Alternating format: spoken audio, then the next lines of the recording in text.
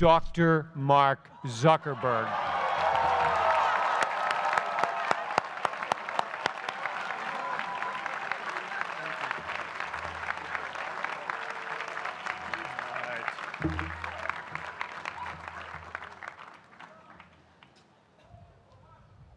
I love this place. Thank you all for coming out in the rain, the pouring rain. We're going to make this worth it for you. President Faust, Board of Overseers, faculty, friends, alumni, proud parents, members of the ad board, and graduates of the greatest university in the world.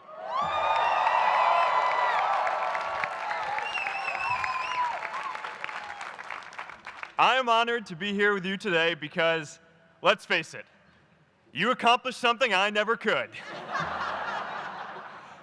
If I get through this speech today, it'll be the first time I actually finish something here at Harvard. Class of 2017, congratulations.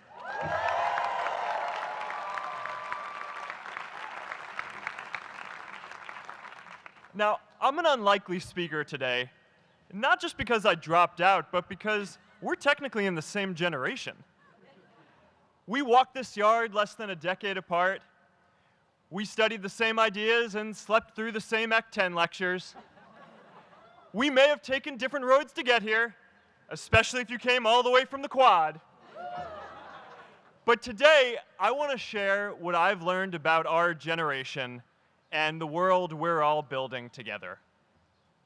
But first, these last couple of days have brought back a lot of good memories. How many of you remember exactly where you were and what you were doing when you got that email telling you got into Harvard?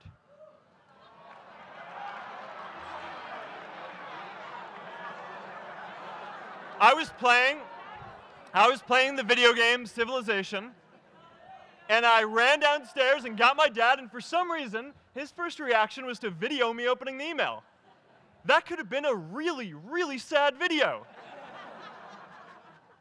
But I swear, getting into Harvard is the thing my parents are most proud of me for. My mom is nodding. You all know what I'm talking about. Look, guys, it's tough to beat this. You'll see when you get out there. How many of you remember your first lecture here at Harvard? Mine was Computer Science 121 with the incredible Harry Lewis. Harry. I was running late for class, so I threw on a t-shirt, and I didn't realize until afterwards that I put it on inside out and backwards, and my tag was sticking out the front. I couldn't figure out why no one in class would talk to me. Except for this one guy, KX Jin. He just went with it. We started doing our problem sets together, and now he runs a big part of Facebook. And that, class of 2017, is why you should be nice to people.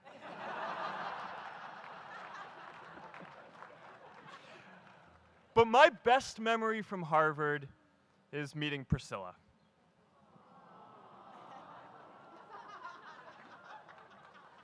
I had just launched this prank website, Face Mash. And the ad board wanted to see me. Everyone thought I was going to get kicked out. My parents drove up here to help me pack my stuff. My friends threw me a going-away party. Who does that? As luck would have it, Priscilla was at that party with her friends, and we met in line for the bathroom in the Foho Bell Tower, and in what must be one of the all-time most romantic lines, I turned to her and said, "I'm getting kicked out in 3 days, so we need to go on a date quickly." Actually, any of you graduating today can use that line. I'm getting kicked out today. We need to go on a date fast. I didn't end up getting kicked out. I did that to myself. Priscilla and I started dating, and, you know, that movie made it seem like Face Mash was so important to starting Facebook. It wasn't. But without Face Mash, I never would have met Priscilla. And Priscilla's the most important person in my life. So you could still say it was the most important thing I built in my time here.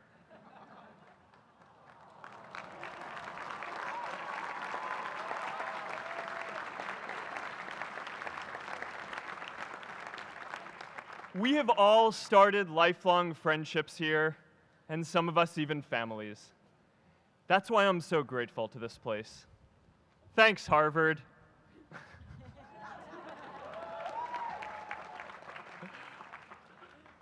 Today, I want to talk about purpose.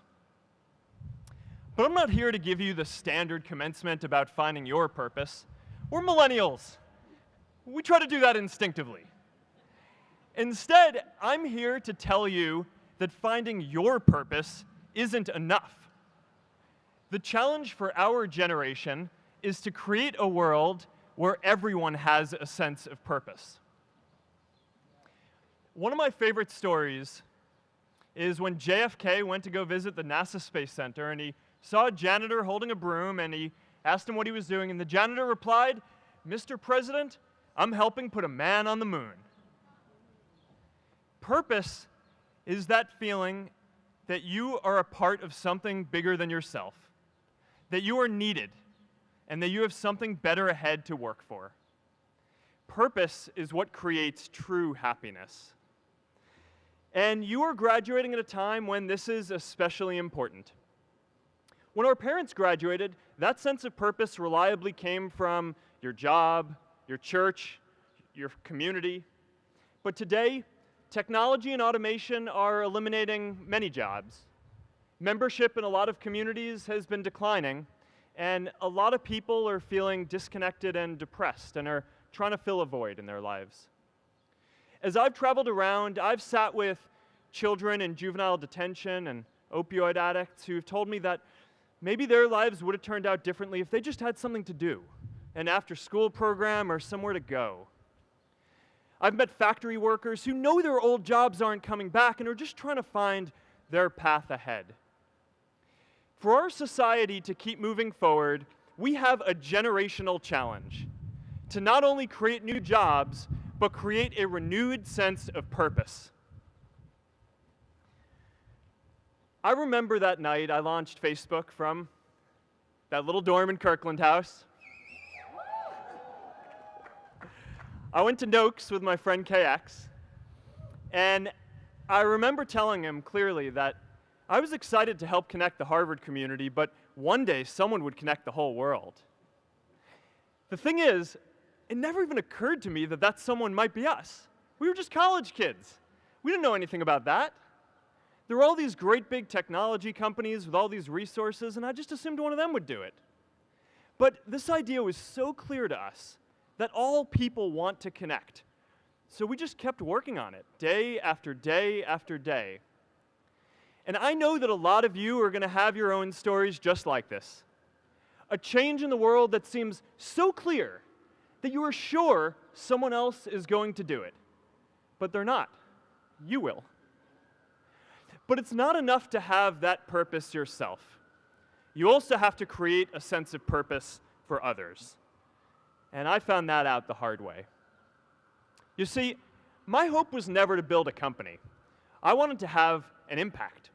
And as all these people started joining us, I just assumed that that's what they wanted to do too. So I never took the time to explain what it was that I hoped we'd build. A couple years in, some big companies wanted to buy us.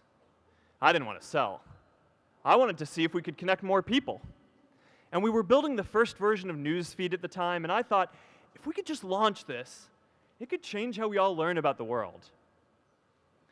Nearly everyone else wanted to sell. Without a sense of higher purpose, this was their startup dream come true, and it tore our company apart. After one particularly tense argument, one of my close advisors told me if I didn't agree to sell the company right now, I would regret that decision for the rest of my life. Relationships were so frayed that within a year or so, every single person on our management team was gone. That was my hardest time leading Facebook. I believed in what we were doing, but I felt alone. And worse, it was my fault. I wondered if I was just wrong, an imposter, a 22-year-old kid who had no idea how things actually worked. Now, years later, I understand that is how things work when there's no sense of higher purpose. So it's up to all of us to create it so we can all keep moving forward together.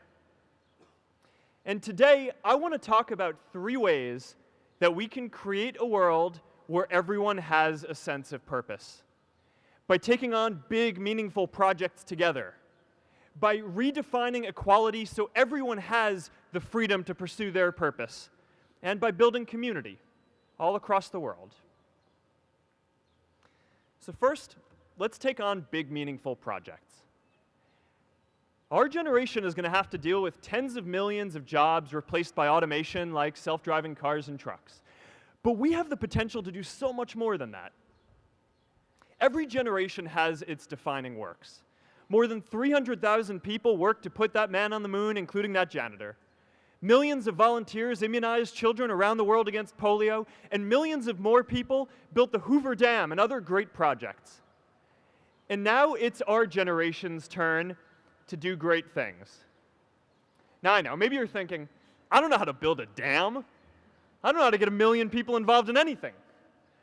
Well, let me tell you a secret. No one does when they begin. Ideas don't come out fully formed. They only become clear as you work on them. You just have to get started. If I had to know everything about connecting people before I got started, I never would have built Facebook. Movies and pop culture just get this all wrong. The idea of a single eureka moment is a dangerous lie. It makes us feel inadequate because we feel like we haven't had ours yet. And it prevents people with seeds of good ideas from ever getting started in the first place. Oh, and you know what else movies get wrong about innovation? No one writes math formulas on glass, okay? All right? That's not a thing, okay?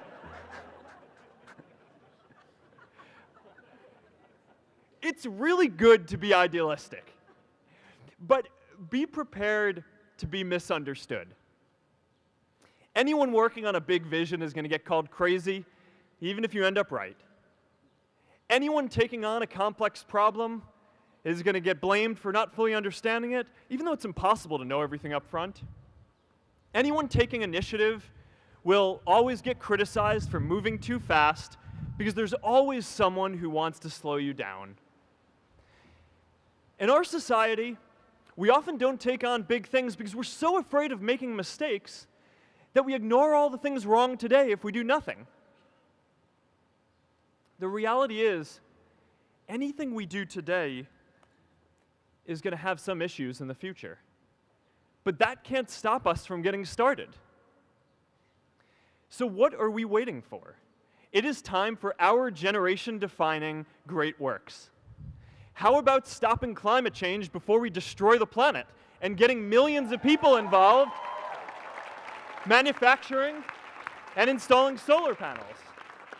How about curing all diseases and getting people involved by asking volunteers to share their health data, track their health data, and share their genomes? You know, today, our society spends more than 50 times as much treating people who are sick as we invest in finding cures so people don't get sick in the first place. It makes no sense. We can fix this. How about modernizing democracy so everyone can vote online?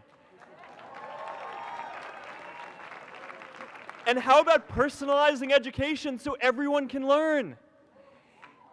These achievements are all within our reach. Let's do them all in a way that gives everyone in our society a role. Let's do big things, not just to create progress, but to create purpose.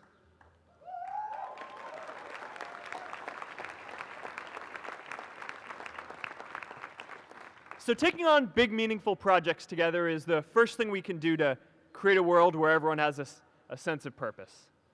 The second is redefining our idea of equality so everyone has the freedom to pursue their purpose. Now, many of our parents had stable jobs throughout their careers, but in our generation, we're all a little entrepreneurial, whether we're starting our own projects or finding our role in another one. And, that's great, because our culture of entrepreneurship is how we create so much progress. An entrepreneurial culture thrives when it is easy to try lots of new ideas.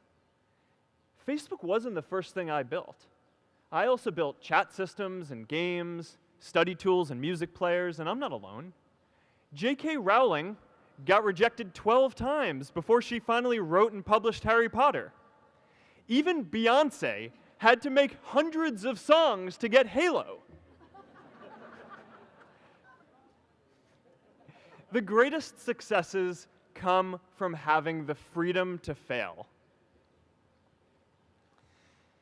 Now, today, we have a level of wealth inequality that hurts everyone.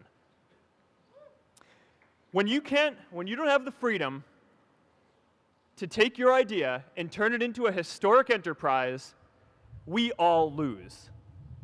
And right now, today, our society is way over-indexed on rewarding people when they're successful, and we don't do nearly enough to make sure that everyone can take lots of different shots. Now, let's face it, there is something wrong with our system when I can leave here and make billions of dollars in 10 years, while millions of students can't even afford to pay off their loans, let alone start a business.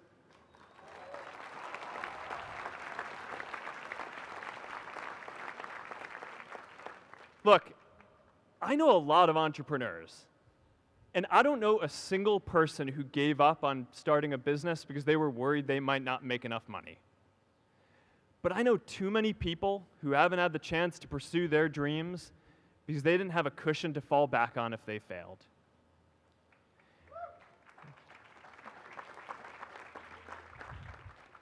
We all know you don't get successful just by having a good idea or working hard. You get successful by being lucky too. If I had to support my family growing up instead of having the time to learn how to code, if I didn't know that I was going to be fine if Facebook didn't work out, then I wouldn't be standing up here today.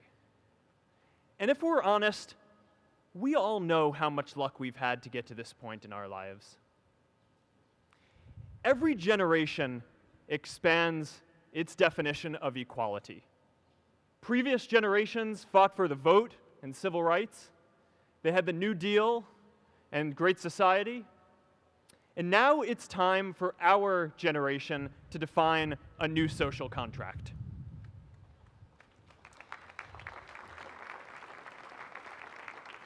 We should have a society that measures progress not just by economic metrics like GDP, but by how many of us have a role we find meaningful.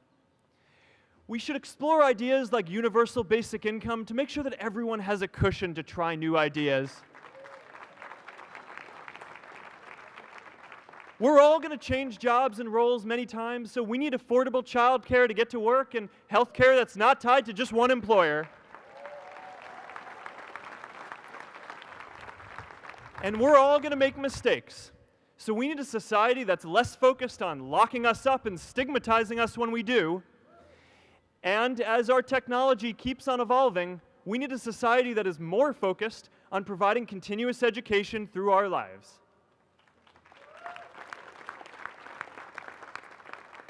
And yes, giving everyone the freedom to pursue purpose isn't going to be free. People like me should pay for it. And a lot of you are going to do really well, and you should too.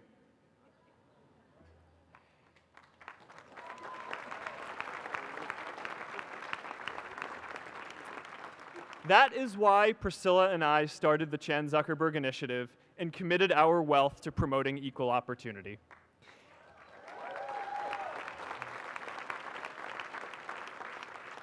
These are the values of our whole generation. It was never a question of if we were going to do this. The only question was when. Millennials are already one of the most charitable generations in history. In just 1 year, more than 3 in 4 US millennials donated to charity, and more than 7 in 10 raised money for another one. But it's not just about giving money. You can also give time. And I promise you, if you just take an hour or two a week, that's all it takes to give someone a hand and help them reach their potential. Now, maybe you're thinking, that's a lot of time. I'm not sure if I have that much time. I used to think that.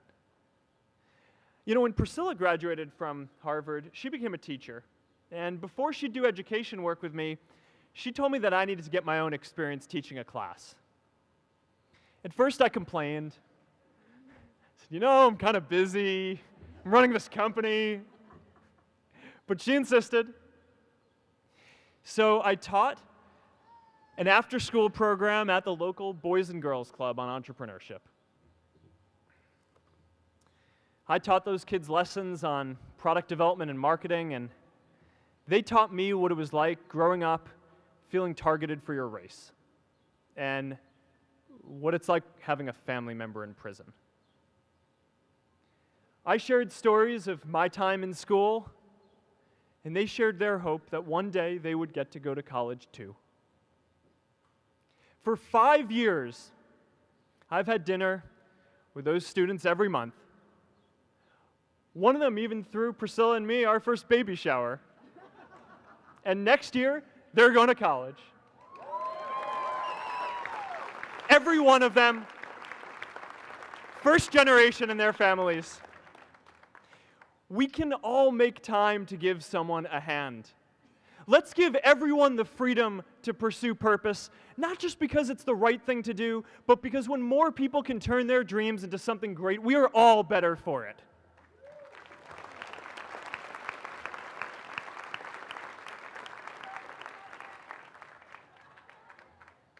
Purpose doesn't only come from work.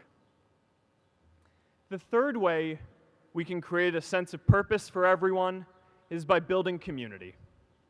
And in our generation, when we say purpose for everyone, we mean everyone in the world. Now, quick show of hands. How many of you here are from another country?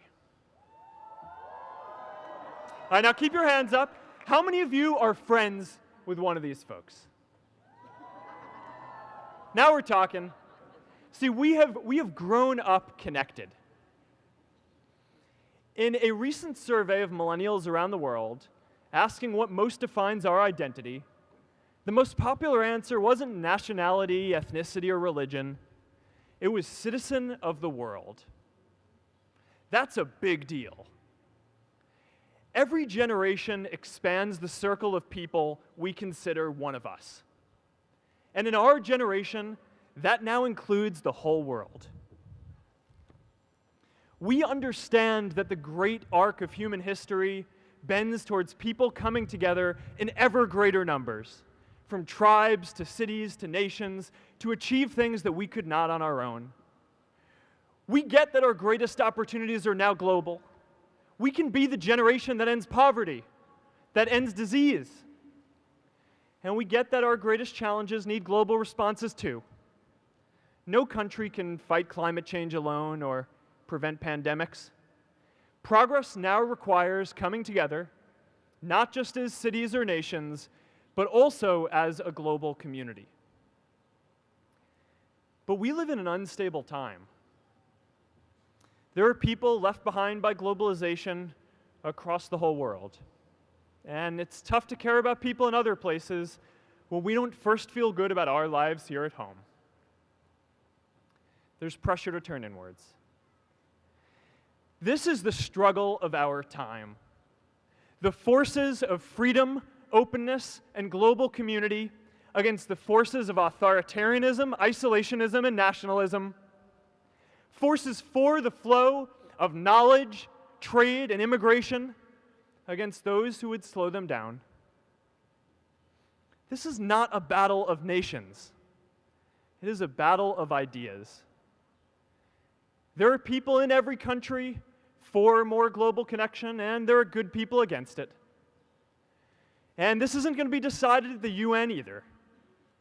It's going to happen at the local level when enough of us feel a sense of purpose and stability in our own lives that we can start to open up and care about everyone else too. And the best way to do that is to start building local communities right now.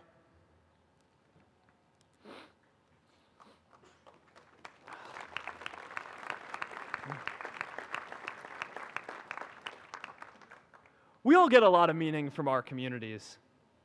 Who here's from Elliott House? How about Lowell? I know you guys found community because you literally live right on top of each other. And Mather? I'll just leave that there. Whether our communities are houses or sports teams, churches or a cappella groups, they give us that sense that we are a part of something bigger, that we are not alone. They give us the strength to expand our horizons. And that's why it's so striking that over the past few decades, membership in all kinds of communities has declined by as much as 1/4. That's a lot of people who now need to find a sense of purpose somewhere else. But I know that we can rebuild these communities and start new ones because many of you already are. I met Agnes Segoye, who's graduating today. Agnes, where are you?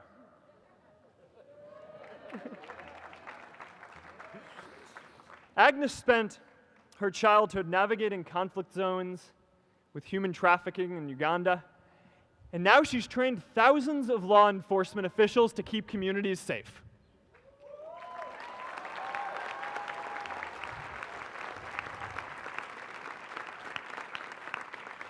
I met Kayla Oakley and Neha Jain, who are graduating today too. Stand up, guys.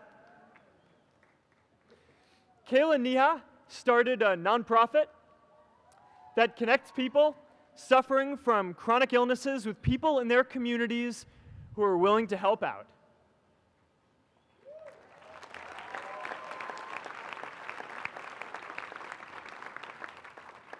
And I met David Razu Aznar, who's graduating from the Kennedy School today. David, stand up. David is a former city councilor who fought to make Mexico City the first Latin American city to pass marriage equality, even before San Francisco.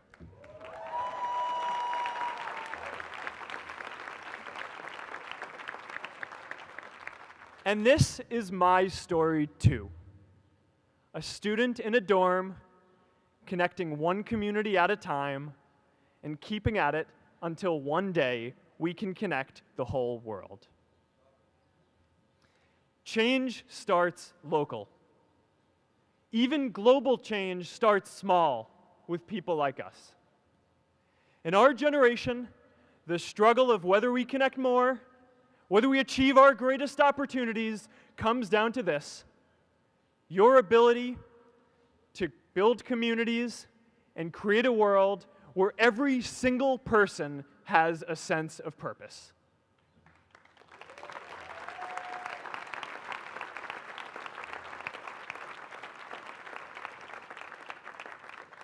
Class of 2017, you are graduating into a world that needs purpose. And it's up to you to create it. Now, maybe you're asking yourself, can I really do this? Well, remember when I told you about that class I taught at the Boys and Girls Club? One day after class, I was talking to my students about going to college, and one of my top students raised his hand and said that he wasn't sure he could go to college because he's undocumented. He wasn't sure if they'd take him.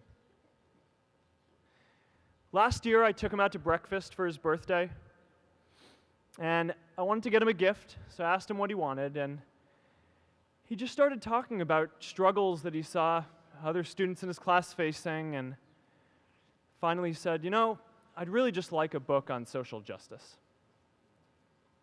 I was blown away. Here is a young guy who has every reason to be cynical.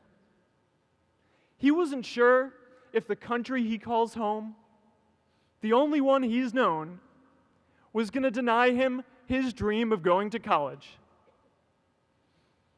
But he wasn't feeling sorry for himself.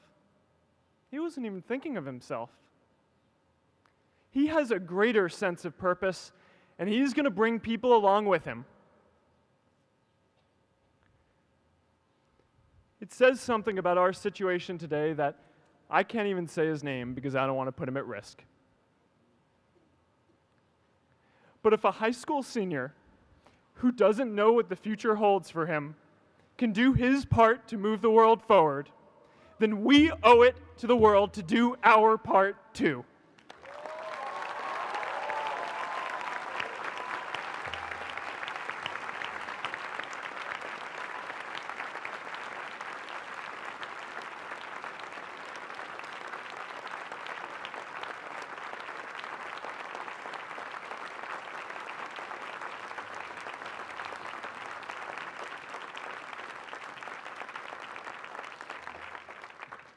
So before you walk out those gates one last time, and as we sit here in front of Memorial Church, I'm reminded of a prayer, Misha Berach, that I say whenever I face a big challenge, that I sing to my daughter, thinking of her future when I tuck her in at night.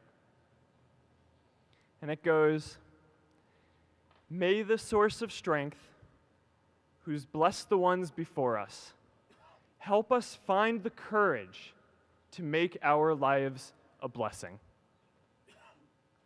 I hope you find the courage to make your life a blessing. Congratulations, class of 2017. Good luck out there.